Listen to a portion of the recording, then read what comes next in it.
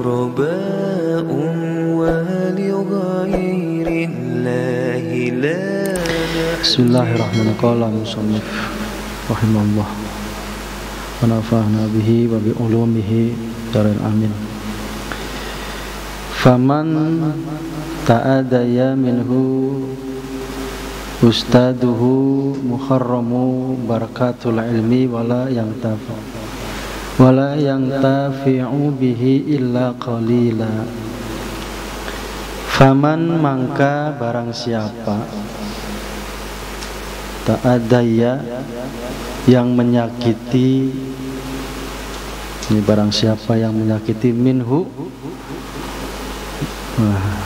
orang tersebut ya, yang menyakiti siapa? Ustaduhu atau gurunya orang tersebut. Ini kalau ada orang atau siapapun yang menyakiti guru, perasaannya mungkin ya, atau perilakunya, atau mungkin apapun yang menyakiti guru, yuhramu barakatul ilmi, maka akan apa? Terhalang, terhijab, atau juga akan tertutup, atau juga tidak akan mendapatkan apa? Barakatul ilmi, berkah dari ilmu itu. Jadi nggak dapat tuh Pak. Makanya subhanallah ya. Karena guru itu adalah menjadi pintu gerbangnya seorang murid sampai kepada Allah Subhanahu wa taala, atau mendapatkan keberkahannya. Di barang siapa yang menyakiti hati gurunya, maka ia tidak akan mendapatkan keberkahan ilmu. Nah itu. Nah, emang kadang-kadang juga kita menjadi dilema ya Pak ya. Kadang-kadang guru juga ada yang suka begitu tuh. Dikit-dikit sakit hati, dikit ini. Makanya nanti dibalik nanti kita balik.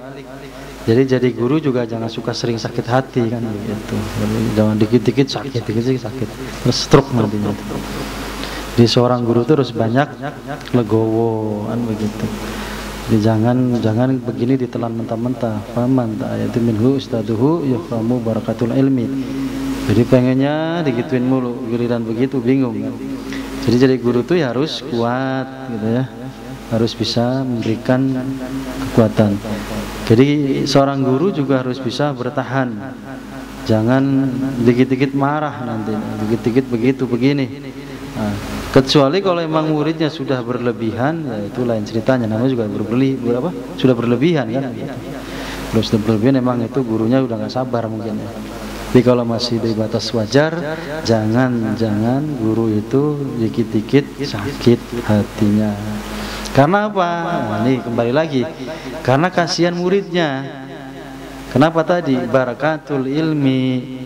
Jadi yuhramu barakatul ilmi. Nanti kasihan nggak dapat berkahnya ilmu kan begitu. Makanya harus banyak tawadhu, kasihan muridnya. Nanti muridnya tidak mendapatkan keberkahan dari gurunya atau keberkahan dari ilmu tersebut. Ya, hati-hati nih, guru-guru jangan suka sering sakit hati. Nah, terus apa lagi? Wala yang tafi'u bihi, dan juga tidak akan mendapatkan yang tafi'u manfaat bihi, apanya itu? Ilmunya itu. Jadi juga selain kita terhalang keberkahan kita mendapatkan ilmu, juga kita juga tidak mendapatkan manfaat dari ilmu illa qalila, kecuali sedikit. Nah itu. Jadi kalau kita pengen mendapatkan ilmu yang berkah dan ilmu yang bermanfaat, ya tentunya kita tidak boleh menyakiti hati guru. Tapi gurunya juga jangan dikit-dikit sakit hati, kasihan muridnya. Nanti lama-lama jadi nggak dapat berkah, ditutup tuh sama gurunya. Nggak boleh. Makanya seperti dinazamkan, innal mu'alima wa tabiba kilahuma, sesungguhnya seorang guru wa tabiba, dan juga seorang dokter, kilahuma, dan keduanya, la yang soha ni idahuma lam yukrama. Jadi kalau kita memang sudah berguru ya. Jadi intinya adalah antara guru dan dokter sama. Jadi kalau kita lagi sakit, ya tentu harus mengikuti anjuran dokter. Kalau kita lagi belajar, yang ikut anjuran guru.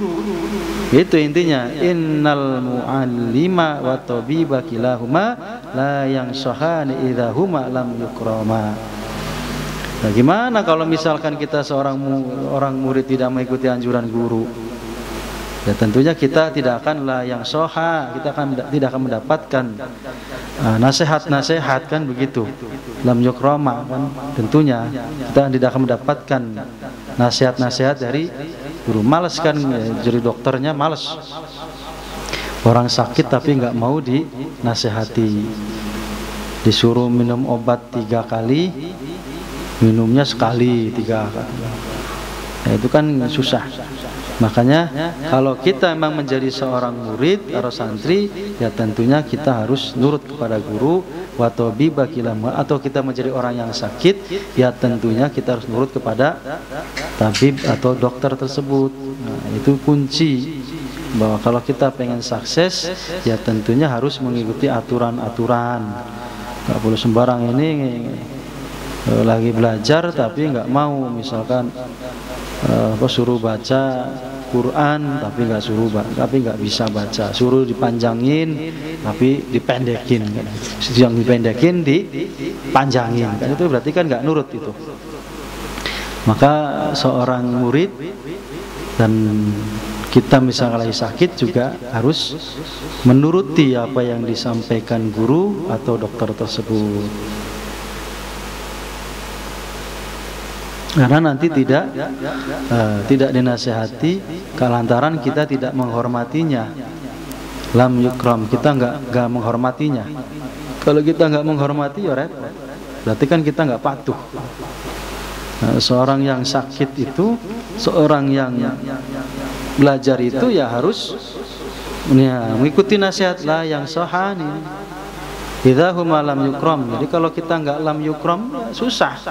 Kalau kita nggak mengikuti anjuran, kita nggak menghormati guru yang menyampaikan, ya gimana kita akan mendapatkan yang tadi itu, yukhramu barakatul ilmi, atau juga mendapatkan daripada manfaat ilmu. Kalau kita pengen sehat ya sama kan. Kalau kita pengen pintar ya sama. Fasbir lidza ika in jafauta tabibaha. Nah, kita harus bersabar.